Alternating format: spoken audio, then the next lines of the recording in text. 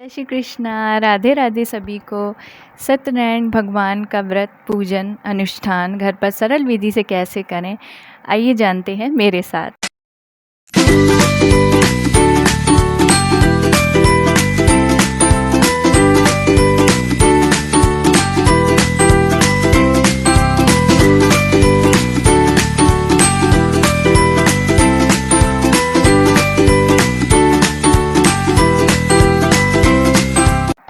सत्यनारायण भगवान सभी मनोकामनाओं को पूरा करने वाले हैं। वह उनका व्रत सभी मनोकामनाओं को पूरा करने वाला है। जैसे कि बहुत सी मनोकामनाएं होती हैं लोगों के घर में, बच्चों का विवाह नहीं होता तो वो उनके लिए व्रत संकल्प करते हैं और फिर सत्यनारायण भगवान की कथा व अनुष्ठान करते हैं। और जैसे कि लोगों के घरों में बहुत से कार्य अधूरे रह जाते हैं जो पूर्ण नहीं होते हैं, तो आप व्रत संकल्प लें और उससे मनोकामना पूरी होती है। तो जैसे ही सत्यनारायण भगवान मनोकामना पूरी आपकी कर दें तो आपको सत्यनारायण भगवान का व्रत का पूजन घर पर करना चाहिए। पूजन व्रत करने के लिए सरल विधि से कैसे करें ये जानिए कि आप जैसे कि पूजन विधि आपको करनी है तो पूजन विधि के लिए सर्वप्रथम आप अपने जो भी परिवार के सदस्य हों उनको बुलाइए और उनके साथ आप पूजन विधि करिए। जैसे कि बहुत से लोग होते हैं जिनके जो मतलब सक्षम नहीं होते कि पंडित जी को बुला लें, वैसे तो आप पंडित जी को बुला के ही कथा करें तो ज़्यादा अच्छा होगा। अगर बहुत से लोग होते हैं जैसे सक्षम नहीं होते तो आप घर पर सरल विधि से भी कर सकते हैं।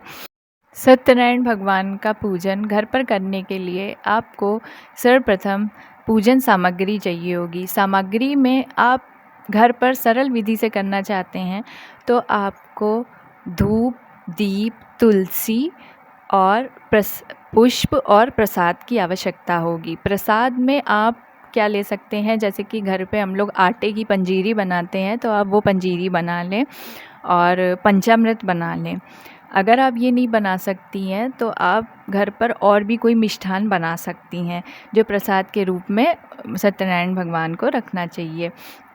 उसके बाद आप फल भी ले सकती हैं सामग्री में। अगर फल ना हो तो कोई ज़रूरी नहीं है, लेकिन आप फल रख सकती हैं और फिर आप धूप, दीप, तुलसी से पूजन करें।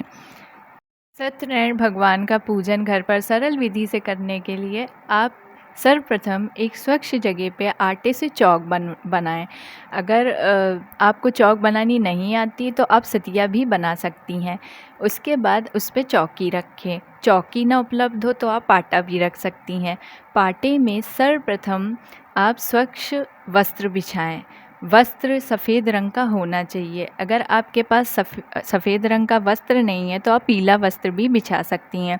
फिर आप सत्यनारायण भगवान की या विष्णु भगवान की फ़ोटो वहाँ पे स्थापित करें। उसके बाद आप जो सतिया आपने कलश की बनाई है उसके ऊपर आप कलश स्थापित करें।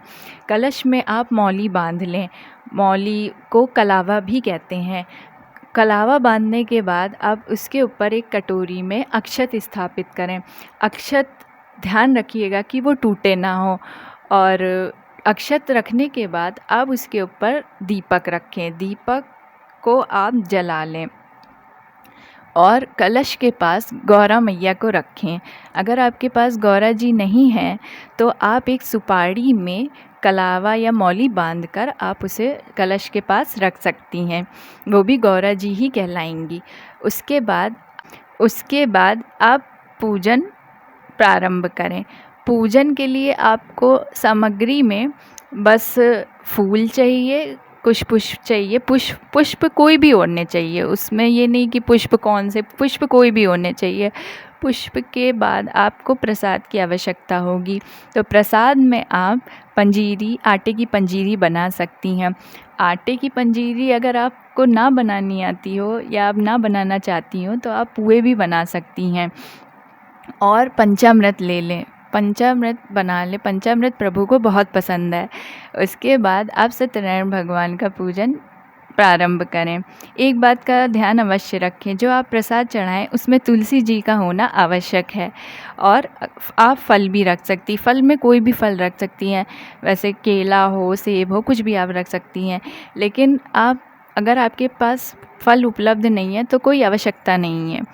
फिर आप पूजन विधि आरंभ कर सकती हैं। पूजन विधि आरंभ करने में सत्यनारायण भगवान का पूजन करने के लिए सर्वप्रथम कलश में जल छिड़कें, थोड़ा जल गौरा जी में छिड़कें और थोड़ा जल भगवान सत्यनारायण।